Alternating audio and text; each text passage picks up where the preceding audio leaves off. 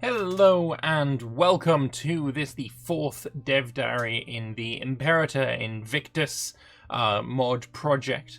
Today we're going to be talking about the Inhospitable Sea. Now, if you don't know what the Inhospitable Sea is, it is a mission tree that was added in the Magna Graecia content pack that allowed various Greek nations around the Pontus Euxinus, or the Black Sea, to grab some little bits of land here and there.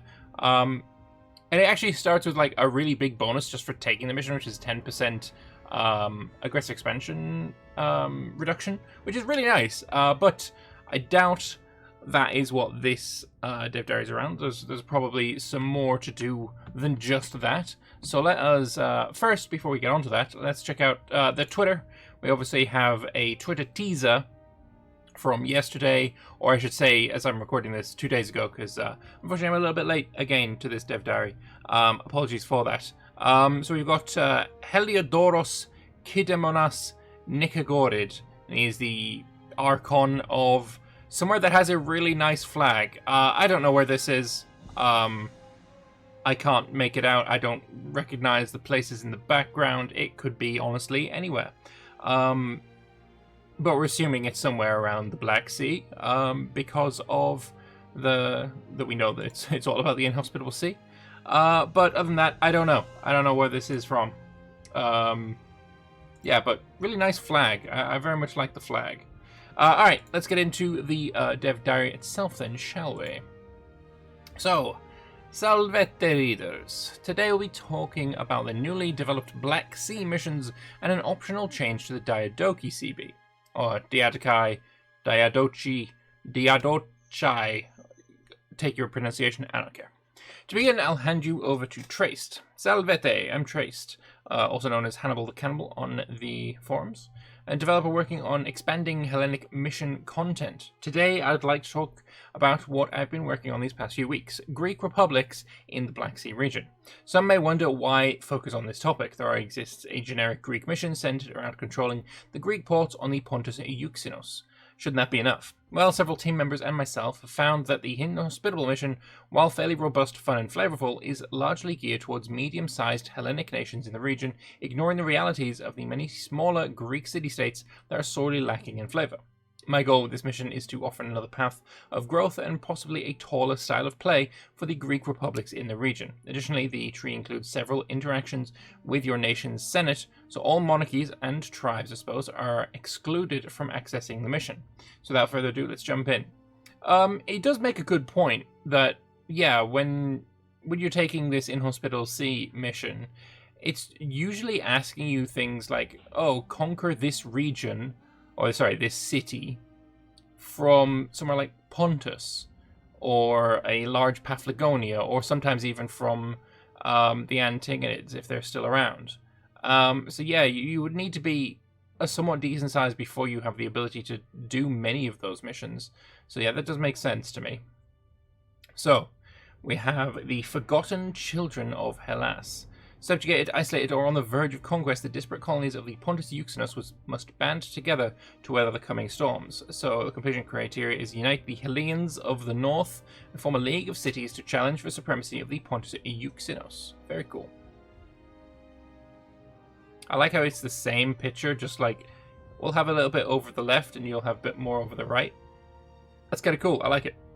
Alright, so this is the mission. It's relatively big, I guess.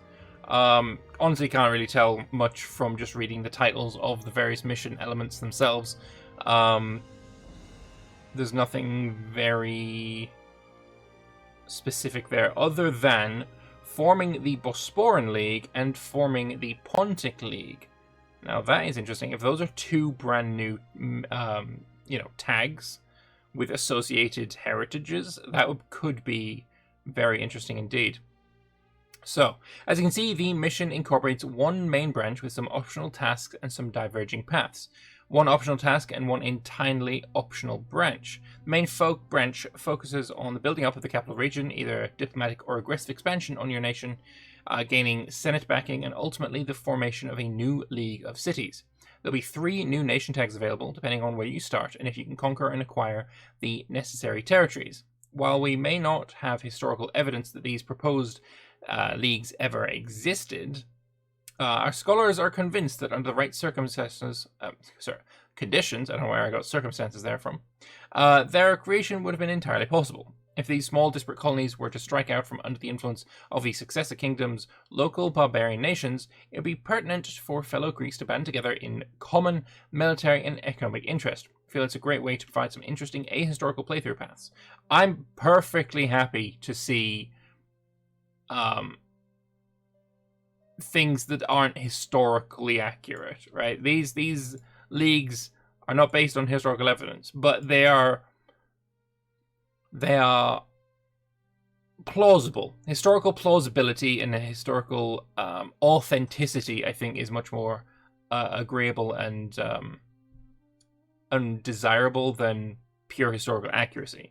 If you just want pure historical accuracy, just watch a GIF of border changes over 1,000 years or something. You'll get the gist. That's you done. We don't play these games to have pure historical accuracy. Get the historical authenticity. That's what we're looking for, and perfectly happy for these to be included in that. So below is the flag for the Istrian League, the League of Cities settled in East Thracia on the Black Sea coast. Cool, nice. Next we have the Bosphoran League, centered around the republics of Tyrus, Olbia, and Chersonesus. Nice. And here we have the teaser from yesterday, which is the Pontic League, comprising important cities on the north coast of Anatolia. Very cool, very cool. I like them. I would say probably the Istrian League's my favorite flag here. Either that or the Pontic League. I don't know what it is, but red and blue together just, I don't know, the line just gets really muddy and I don't like it. Not a big fan of the Bosphoran League flag, if being honest. It's mostly just the colours. But these colours, these work real nice. That's clean, that's beautiful, I love it.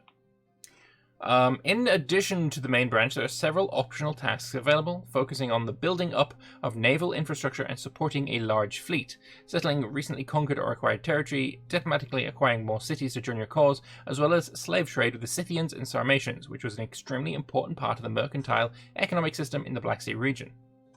So we've got quite a lot of different flavor elements added to the mission tree, which, you know, I'm obviously all for. That seems perfectly reasonable to me. Yeah, I like it. Secure more favorable trait. You spelled favor wrong. Favor has a fucking U in it. God damn it.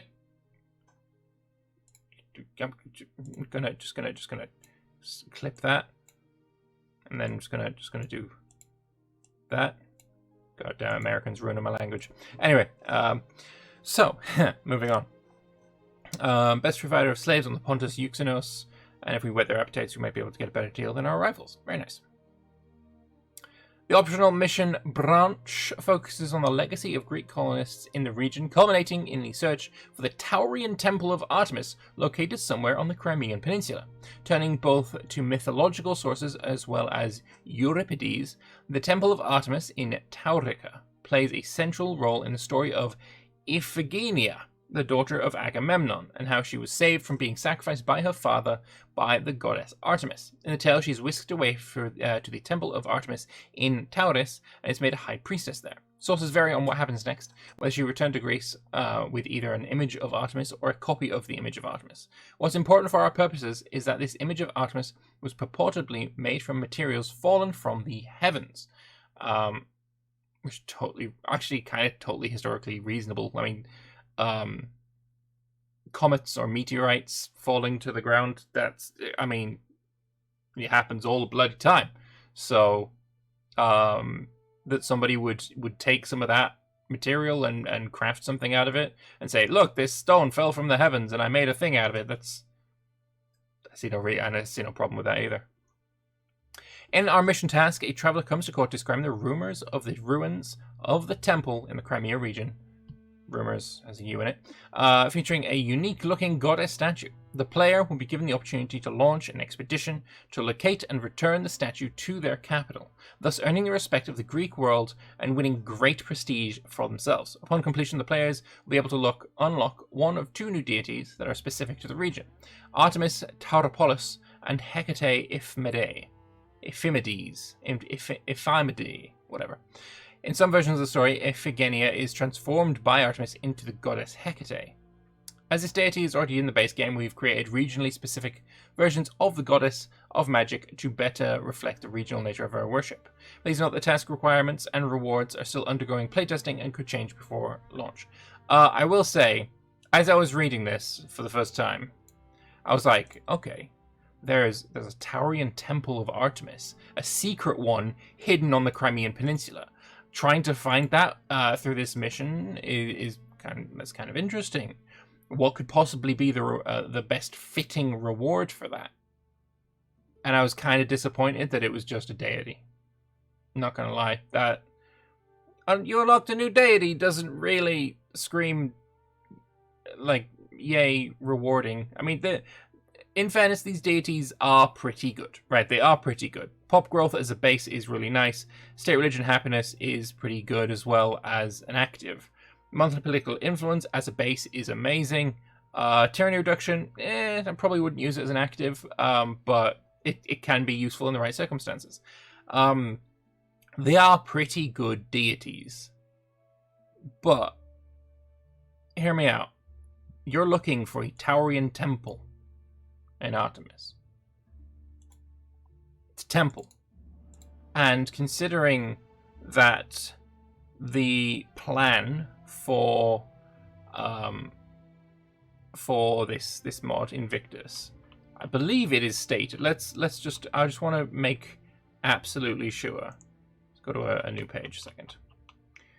There, we were to there. I just want to make absolutely sure a second that I'm right in this. On the first page, we've got a list of things. Great Wonders Refined. Great Wonders Refined adds a bunch of new temples to the Great Wonders system. So, personally, I think it would be much neater if we got... I know that this one here looks fucking delightful. If we got, say, this temple here, as soon as you finish the mission and find the temple of Hecate or Artemis Inferioris, what's her name? Tauropololos, right? I would say is an excellent kind of reward for finding the temple is to have the temple. I mean, either you could say, if you own Taurica, it would spawn this temple as a great wonder right there and then. And you have yourself a new wonder, something that would cost you an ungodly amount of money to build. Like, say it's made out of marble and... honestly, it looks like marble and ivory on this one. That's probably going to put you back about 6,000 ducats, 190-something political influence. That's a big expense. Getting a wonder is a pretty good bonus. You could make it flavorful. You could give the wonder unique bonuses, as all wonders should have, because honestly, the fact that the pre-made wonders, the ones that are on the ground from day one, don't have unique bonuses still riles me up. You could spawn this with the unique bonuses. You could give it monthly political influence as a wonder. That's, I mean, probably 10% is maybe a little bit too much for that. I don't know.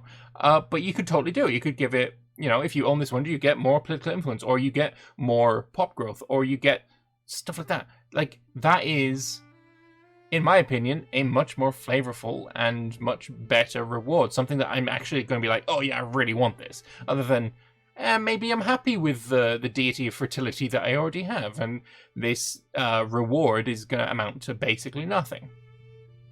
It just bugs me. Wonders still bug me. So yeah, I want this. It's okay. I like this, but I love this, is what I'm saying. The Top Gear meme. Anyway, was it probably a Grand Tour meme at this point? I don't know. Anyway, let's move on. One of the small addition to this tree, it focuses on one possible even, rival the Bosphoran kingdom.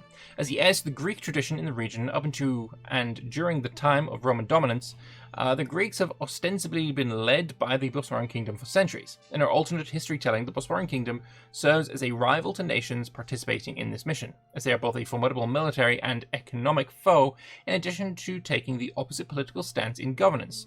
They are a monarchy while we're a republic.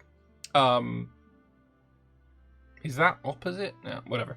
The optional mission task in question concerns their capital, Pantakaipon. Whatever. Is that their capital? I thought their capital was this one here. Manfred. I'm sure that's not what it says. Pantakaipon, isn't that over here? I didn't think that was their capital.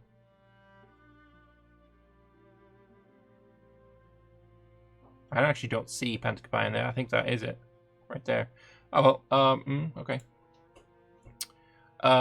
Anything's been raised, leaving a power vacuum in the Sumerian Bosphorus. Players will have the ability to found a new city in its place named Manitra. That's Manitra there, so I was right, okay. Which is actually based on the relatively recent discovery of a Greek colony nearby. Cool. With addition to these... Oh, shit. I'm gonna move that way. I have not seen... I've read this dev diary before. I didn't see that. I'm either worried or excited. We'll see. With the addition of these 2 new deities and 3 new formable nations, we hope to have added a little bit more incentive to play as one of these often overlooked smaller nations. Just a quick shout out to the rest of the team for all their help and input, with special thanks to Omega Core, whose historical input has been instrumental in discovering or developing the mission narrative, and to Sea Lion Forever, who has helped me get my ideas and concepts out of my head into reality, i.e. working code. Now, back to Snowlet. We've decided to incorporate one of the scripts made by Agamede, which changes the Diadochi CB. We're working on adding it to the Imperial CB, but it will be with a workaround. Using a toggle, you'll be able to choose whether you want the old or new behavior. Now, what has changed in the new behavior? Well, to begin with, you take a territory, and there are no hostile units or forts in the entire province. You take the entire province. I love it so much. You'll still get full AE of the province, but this new system vastly stabilizes the province borders and prevents border gore. So, when 2.0 was given to me before the public launch, I had it a couple of weeks early. This is something that I brought up to Arheo and basically said it would be much cooler and much less annoying and much better if instead of you taking a single territory when it's sieged, you would siege it as normal, and then once you take the when every territory in a province is sieged, the entire thing flips to you, and that would prevent a whole lot of border gore. It'd be a whole lot less annoying when linked with the the siege, the capital, or the forts, and the whole thing flips. And the answer was basically that would be a coding nightmare. Agamede, the absolute fucking Chad Boss legend man of awesomeness, has actually managed to go and do it. And I am fucking blown away because that is amazing. It's actually amazing. He's fixed the worst CB ever. The most micro-intensive bullshit fucking CB has been fixed. And I love him for it. Oh my god. That's base game. Base game this man. Give this man the reins, the code. Give him all of the jobs. Give him the money. He deserves it. He's amazing. I love it. We've also changed it so that the Defender will now actually get AE when taking foreign territory. No more free conquests as the Antigonids. I'm not too fussed on that. I think that's probably weak. I think for the Diadochi CB, I don't think AE should be a thing at all for either party. Sorry, AE should be a thing. No, aggressive expansion should not be a thing, but war exhaustion should. Alright? I don't think that the Diadochi should get aggressive expansion for taking back what they all felt was rightfully theirs. They all felt that they were the successors. Kind of like what Diadochi means. And just like you don't get aggressive expansion when you conquer a recently rebelled province, you shouldn't get AE when taking back, land that you feel should be in your empire because you are the successor of Alexander. That's just me, though. Evidently just me, because I had an argument about this and I lost. But yeah, I mean, it's fine. For the regular, Imperial CB, totally fine. Defenders should get AE for that when they take land. If they start winning and taking land, then yeah, no problem with that. But for the Diadochi one, I don't think AE should be a thing for either side. To make it balanced for the Diadochi, we've also made it that when you are reconquering territory you held at the start of the war as the Diadochi, you will not get any war exhaustion, as you are, after all, just reconquering what is rightfully yours. That's very scripty heavy. It's a hacky workaround. I'm not happy with that. I think it's meh. But anyway, moving on. We finally have an announcement for you. The mod will be translated into French, German, and Spanish. Having fucking foreign translation localization on launch for a mod is insane. That's top tier. So if you're French, German, or Spanish, or speak one of those languages, congratulations, you can now play in those languages. This also means we'll be improving the, at times, lackluster translations by Paradox. I wouldn't know, I've never played in any other language than English. This hopefully means the entire Imperator community can enjoy this mod and game. If you're interested in translating the mod into a different language, contact them on Discord. And again, there's going to be a link in the description to the Discord, and there's also a link pinned to the top of their Twitter page, and there's going to be a link to this as well. Anyway, a teaser for the next Dev Diary.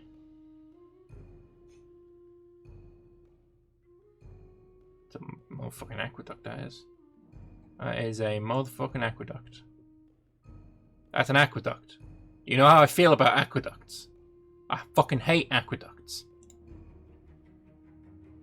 Consider me teased. Consider me teased. Fucking hate aqueducts. I literally this game, Imperator Rome, would be improved with the straight up removal of the aqueduct right now. Ideally, there is a way to make it so that the aqueduct is improved, but until we get improvement, removal is preferable. So yeah, that was our lovely 4th Dev Diary, and yeah, it was good. It was good. There was some exciting stuff in there. If you want to play as a republic, a small Greek republic, there's honestly not much content for you until now. If you want to be looking for a little temple of Artemis, well, you don't get yourself a temple of Artemis. You just straight up just get yourself a deity. Yay.